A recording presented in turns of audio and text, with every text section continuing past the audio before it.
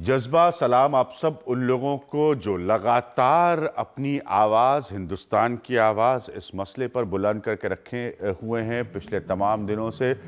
आप जितने भी लोग दिल्ली से बाहर इस कार्यक्रम को देख रहे हैं, एक बहुत इंपॉर्टेंट बात मैं आप लोगों को बताना चाहूँगा जो आप तमाम खबरों के जरिए भी देख रहे होंगे, वो ये है कि इस शहर में इस वक्त कड़ाके की सर्दी पड़ रही है। बल्कि ये माना जा रहा है कि पिछले कई सालों में, मेरे पास आंकड़े सही नहीं है इस वक्त, लेकिन कई सालों में इस स्तर की सर्दी बहुत कम पड़ी है। उसके बावजूद इस बात के बावजूद अभी भी लोग, ये हिंदुस्तान के लोग जो तब्दीली चाहते हैं, जो बदलाव चाहते हैं, जो सरकारों से सवाल पूछ रहे हैं, सिस्टम में अपनी हिफाजत से जुड़े सवाल पूछ रहे हैं, वो इन परिस्थितियों में भी वहाँ पर मौजूद हैं, वहाँ पर आज भी आ रहे हैं। और ये सब वाकई देश की जनता, देश की ताकत, देश के नौजवान को खास तौर पर सलाम है। हर टेलीविजन कार्यक्रम में इसी बात को लेकर बहस हो रही है कि चूंकि ये सब कुछ हो रहा है तो आखिरकार तब्दीली कैसी होगी, बदलाव कैसा होगा, उसके स्वरूप क्या हो सकते हैं। अगर आपको याद हो तो बहुत लंबे वक्त से मैंने सबसे पहले फास्ट ट्रैक कोर्ट्स, उनकी हकीकत, उनकी रियलिटी का मुद्दा उठाना शुरू किया था। क्रिमिनल जस्टिस सिस्टम में जिससे कि न्याय की ज़रूरत होती है, उसकी हमने बात की थी। बहुत बड़ा मसला है जो मैं बराबर कहता आ रहा हूँ अपने कार्यक्रमों के जरिए, वो है पुलिस में सुधार का, पुलिस के रिफॉर्म्स का। ये सब कुछ उन लोगों से जुड़े मसले हैं जो सत्ता को चला रहे हैं, एस्टैब्लिशमेंट में बैठे हैं। इसके अलावा बहुत सारे ऐसे मसले हैं जिन पर अब सरकारें ध्यान दे रही हैं और सरकार की तरफ से फैसले आने शुरू हो गए। सबसे पहले जिक्र दिल्ली की मुख्यमंत्री शीला दीक्षित का। दिल्ली का जहां तक सवाल है, दिल्ली में पुलिस की जो व्यवस्था है उसको लेकर एक पुरानी बहस रही है। ये कोई भी नई बहस नहीं है कि पुलिस आखिर दिल्ली की किसके पास होनी चाहिए, दिल्ली की सरकार के पास होनी चाहिए या केंद्र सरकार के पास, जिसके पास मौजूदा स्वरूप में दिल्ली पुलिस मौजूद है। ये बहुत सारी बातें कही गई, हालांकि एक्सक्यूज नहीं बन सकती। ये उस तस्वीर में नहीं सामने आ सकती कि इसका कोई बहाना या सहारा लिया जाए। शीला दीक्षित अब सड़कों पे हैं, अपने तरीके से अपनी बात रखने की दिल्ली की मुख्यमंत्री कोशिश कर रही है। गैंगरेप की घटना के खिलाफ दिल्ली में एक और मार्च, लेकिन इस बार सरकार के खिलाफ नहीं बल्कि सरकार का मार्च। दिल्ली की मुख्यमंत्री शीला दीक्षित मार्च में शामिल हुई, लेकिन बाल भवन से राजघाट की जरा सी दूरी उन्होंने अपनी कार से तय की। लोगों का हौसला बढ़ाने के लिए उनके मंत्री जो थे। इस सरकारी मार्च के लिए सरकारी कॉलेजों, गैर सरकारी संगठनों और दिल्ली सरकार की महिला कर्मचारियों को बसों में भरकर बाल भवन तक लाया गया। कांग्रेस से जुड़े कई छात्र नेता भी इस शांति मार्च में शरीक हुए। सरकार को अभी करना होता तो वो कब के कर देते।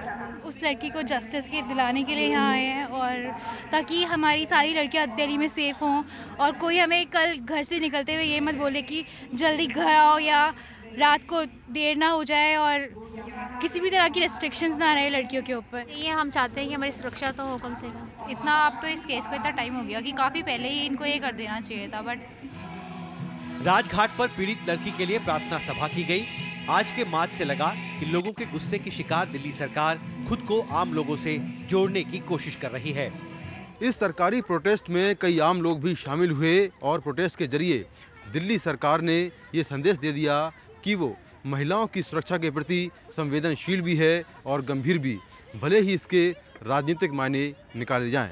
नई दिल्ली से कैमरामैन राकेश के साथ मैं मुकेश सिंह, एनडीटीवी इंडिया। मेरे साथ इनके सिंह मौजूद है, सीनियर जर्नलिस्ट गौतम कौल साहब मौजूद हैं जो कि फॉर्मर एडिशनल कमिश्नर हैं दिल्ली पुलिस के, पिंकी आनंद मौजूद हैं कि बहुत ही जानी मानी एडवोकेट हैं सुप्रीम कोर्ट की, डॉक्टर किरण वालिया मौजूद हैं जो कि विमेन एंड चाइल्ड डेवलपमेंट की मंत्री हैं, मिनिस्टर हैं दिल्ली सरकार के। किरण वालिया जी, आपसे पूछना चाहूंगा कि कोई खास वजह कि आपकी सरकार मार्च निकाल रही है?